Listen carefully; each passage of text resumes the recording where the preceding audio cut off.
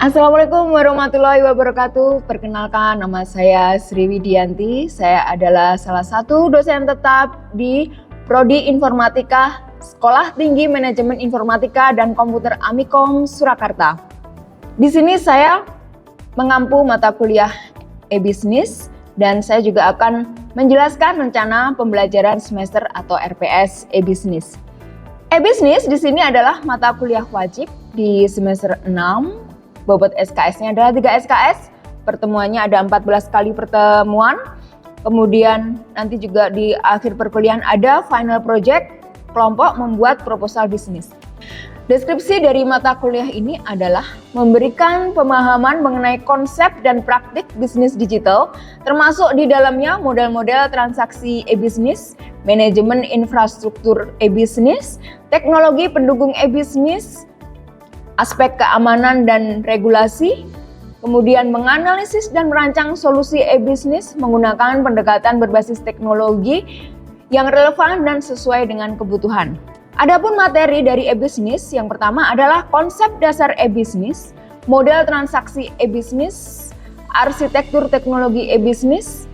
Yang keempat adalah tahapan pembangunan e-bisnis, strategi dan infrastruktur e-bisnis, marketplace, platform dan pembayaran digital, keamanan dan etika e-bisnis, dan yang terakhir adalah proposal e-bisnis. Capaian pembelajaran lulusan atau CPL, di sini ada 2. CPL 02 menunjukkan sikap profesional dalam bentuk kepatuhan pada etika profesi, kemampuan bekerja sama bersama tim, pemahaman tentang pembelajaran sepanjang hayat, dan respon terhadap isu sosial dan perkembangan teknologi. Kemudian CPL yang kedua, CPL 06, memiliki kemampuan pengelolaan manajerial tim dan kerja tim, manajemen diri, mampu berkomunikasi dengan baik secara lisan maupun tertulis dengan baik dan mampu melakukan presentasi.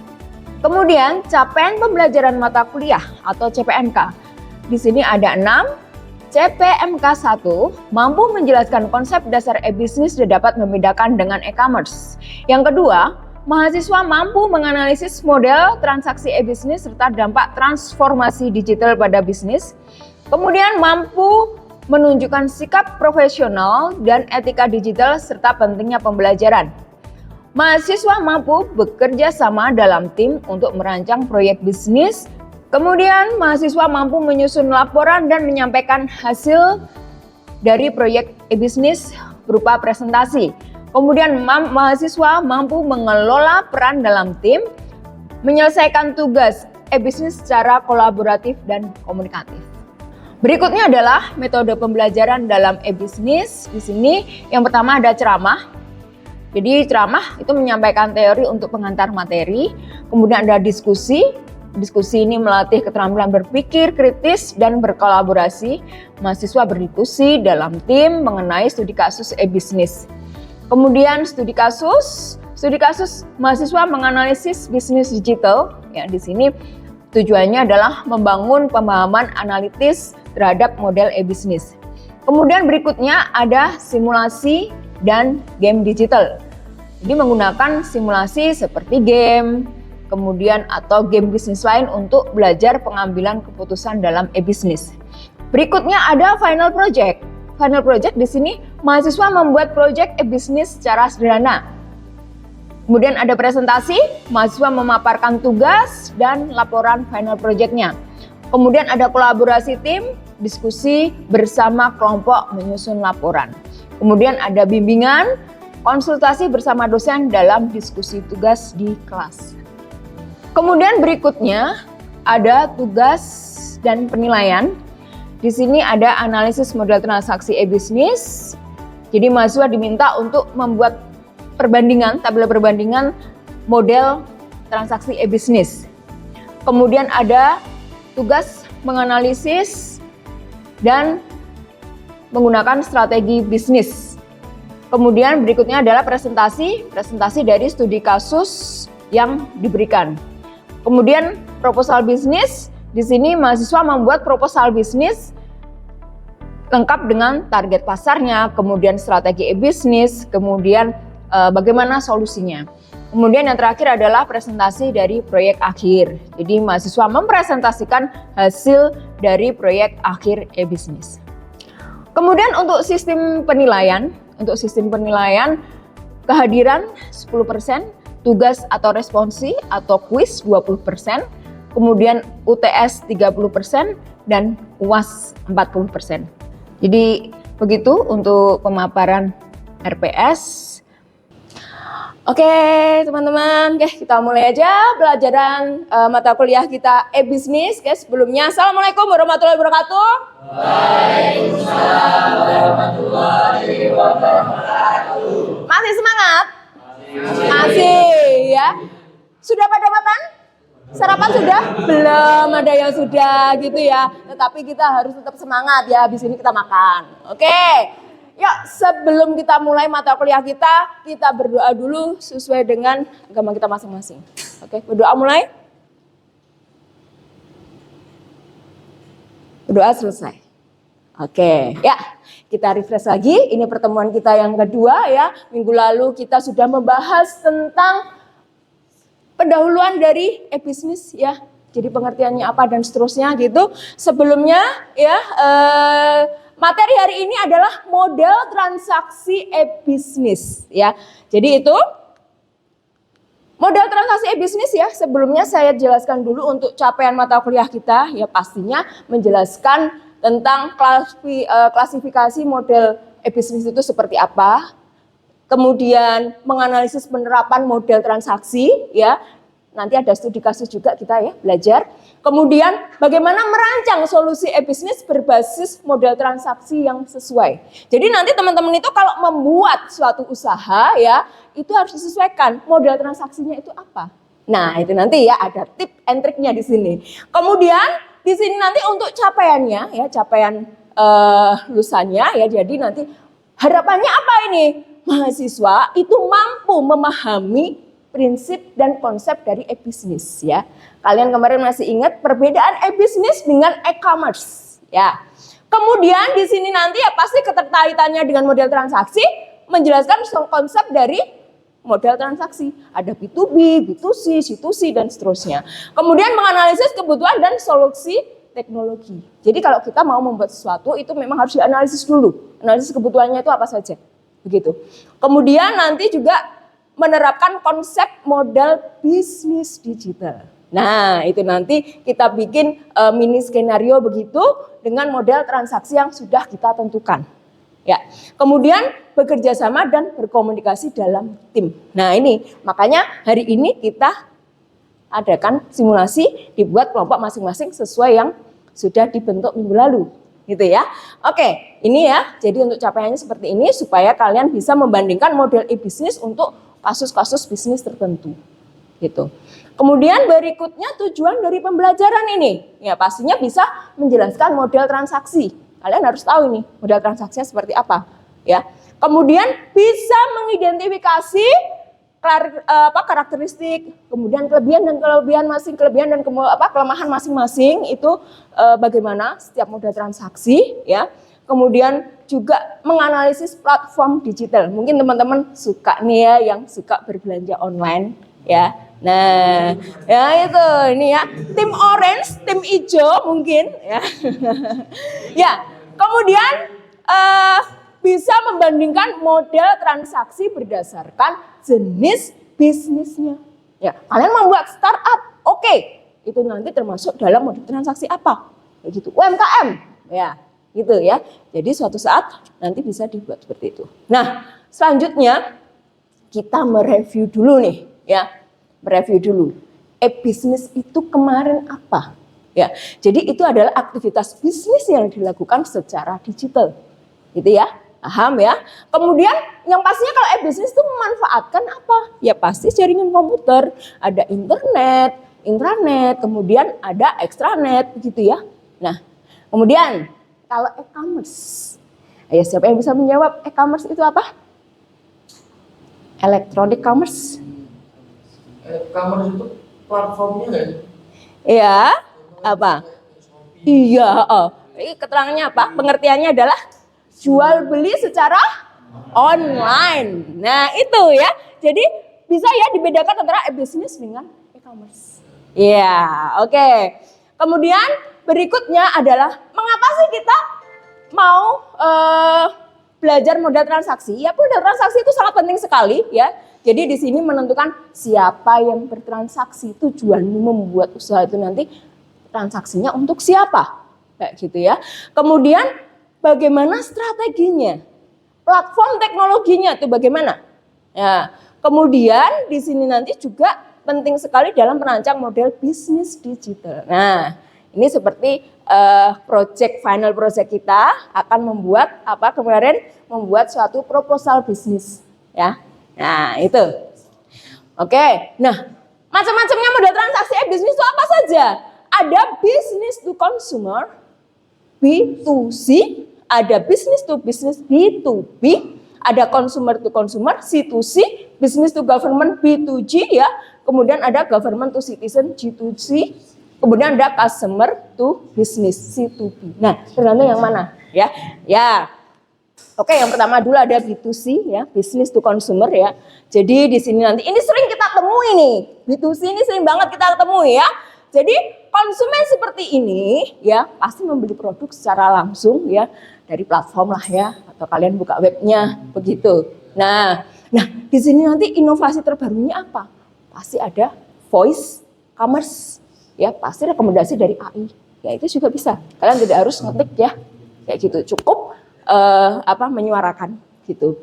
Nah bisa contohnya di sini ada Shopee ya, tim orange nih ya, biasanya cewek-cewek banyak yang tim orange nih ya. Ya, ini cowok tim hijau ya. Gitu.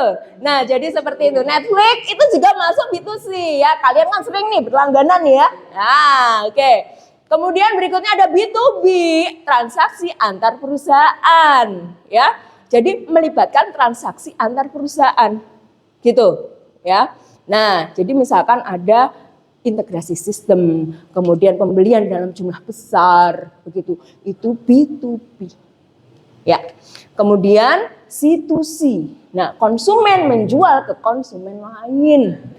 Ini nih yang suka menjual ya, mungkin apa spare part atau apa ya, pasti nih. Ya ini. Yang laki ya biasanya sukanya OLX ya. Nah, ya nggak kalian sering mengalami ini ya. Ya, ini. Jadi bisa menjual langsung ke individu lain. Marketplace, itu. Ya. Jadi sudah tahu ya. Jadi modal transaksi itu seperti itu. Kemudian saya ada pertanyaan ini ya. Daripada saya jelaskan dulu kebanyakan ya. Saya ada pertanyaan nih. Nanti dipikirkan baik-baik ya. Ada kertas, sudah saya kasih kertas tadi ya. Nanti tolong dituliskan jawabannya. Kalian sudah terbiasa untuk ya jogging ya, sekarang tuh banyak banget ya FOMO jogging. Nah, bagus nih ya. Berawal dari FOMO itu nggak masalah ya buat sehat gitu ya. Sering melihat tuh foto spot ya, foto you ya. Keduanya adalah platform layanan fotografi. Nah, di situ itu ya, layanan tersebut itu dikategorikan pada apa? Modal transaksi bisnis apa? Coba dituliskan. Nah, nanti kelompok yang bisa menjawab akan saya kasih tambahan poin ya, untuk kelompok ya. Nah, gantian kemarin kelompok ini sudah menjawab, berarti harusnya ya dua ini ya, nah belakang dan sini ini harusnya bisa. Ayo, sudah, yuk. Kelompoknya siapa? Bisa masuk di modal transaksi mana? Tiga-tiganya juga boleh, tapi bisa dijelaskan. Coba. Kelompoknya Mbak Yesika. Ayo. Yesika Teach. Ayo, silahkan. Ngantep ini. Jelaskan, yuk. Itu sih, karena konsumen memesan untuk perorangan. Oke. B2C. Bisa masuk ke B2C? Ya. Business to consumer? Bisa. Bisa konsumen ya memesan jasa. Nah, kayak gitu. Ya. Kemudian kalau misalkan yang lainnya bisa nggak? Tergantung dari kebutuhan. Ya, mungkin C2C bisa? Ya. Alasannya? Karena fotografer menawarkan Menawarkan jasanya ya. download tuh aplikasinya. Download tuh, siapa tahu kalian tadi pagi ada tuh di situ. Ya, gitu. Oke, mantap. Berarti kalian bisa ya. Kemudian bisa juga nanti B2B ya, bisa menawarkan juga ke mungkin komunitas, ada event lari, atau nah kayak gitu bisa. Nah, jadi tergantung dari kebutuhan. Nah, itu ya, paham ya? Oke. Jadi kalian paham. Berikutnya adalah nih kesimpulannya dulu nih. Kesimpulannya dari kita model transaksi itu apa? Bagaimana sih cara mereka menjual jasa atau produk? Siapa targetnya? Target konsumennya siapa? Jadi kalian pilih, ya. Jadi harus tahu dulu pengertiannya dulu, maksudnya apa? Targetnya siapa? Kayak gitu ya. Jadi riset dulu. Kemudian konsumen harus lebih aktif, begitu. Nah, di sini memahami model transaksi itu adalah kunci membangun strategi e-bisnis. Seperti pada pertemuan minggu lalu, strategi e-bisnis ya. Nah, jadi ini adalah kuncinya. Pilih model sesuai dengan target pasar dan teknologi sekarang. Gitu ya. Oke, berikutnya nih yang ditunggu-tunggu. Ya biar kalian tidak bosen, yuk kita nge-game yuk. Keluarkan HP-nya masing-masing. Ya, keluarkan HP-nya masing-masing ya teman-teman ya. Nah, kita simulasi game ya. Nih, buka aja simcompanies.com ya, silahkan. Nanti kalian pilih usahanya ya. PT-nya apa itu? Kira-kira nanti rencananya PT-nya apa? Nah, PT XYZ atau apa ya, silahkan. Ini ya sudah, nanti silahkan untuk game ya. Oke. Nah, nanti simulasi ya, butuh waktu gitu. Kemudian sudah semua ini ya. Oke, berikutnya ini tugasnya kelompok ya, tugasnya kelompok. Jadi nanti isikan rencana usahanya apa ya. Dari situ nanti kalian bisa menentukan itu B2C, C2C atau apa ya. Nanti bisa ditentukan di situ. Nah, produknya bisa dilihat ya. Kemudian nanti ini aja ya, kalian ini kan dulu diskusikan mau produknya apa, mau model transaksinya apa, kemudian jangan lupa buatlah laporan untuk analisanya. Ini nih ekspresi mahasiswa yang saya tunggu-tunggu ini ya. Alamak, tugasnya banyak Bu. Ini buat laporan analisanya bagaimana. Screenshotnya yang tadi dimasukkan di dalam laporan ya. Ya, di situ. Nanti dikirimkan di Classroom ya, paling lambat tanggal 10 Juli. Paling lambat 2359. Ya, oke. Ya, gitu. Nah, sudah. Jadi jangan lupa ini di note dulu ya buat teman-teman ya. Oke gitu teman-teman. Mungkin ada yang mau ditanyakan sampai sini. Mungkin tugasnya belum jelas. Apa? Sudah jelas ya? Sudah jelas ya dari kelompok 2? Oke, kelompok 1 sudah, kelompok 2 sudah. Oke, silahkan kalian lanjutkan gamenya ya. Dan nanti dianalisa dan kirimkan laporannya di Classroom. Oke, gitu aja teman-teman ya. Kalau tidak ada yang tanyakan ya, jadi nanti sudah seperti itu, ya, oke, sudah jelas, ya, oke, terima kasih semuanya teman-teman, terima kasih atas partisipasinya hari ini untuk mengikuti mata kuliah Bu Sri Widianti, ya, terima kasih semuanya, sehat selalu, tetap semangat. Oke, terima kasih. Wassalamualaikum warahmatullahi wabarakatuh. Waalaikumsalam warahmatullahi wabarakatuh. Demikian video pembelajaran e-bisnis di program studi informatika Sekolah Tinggi Manajemen Informatika dan Komputer Amikom Surakarta. Jika ada salah-salah, saya mohon maaf. Terima kasih. Wassalamualaikum warahmatullahi wabarakatuh.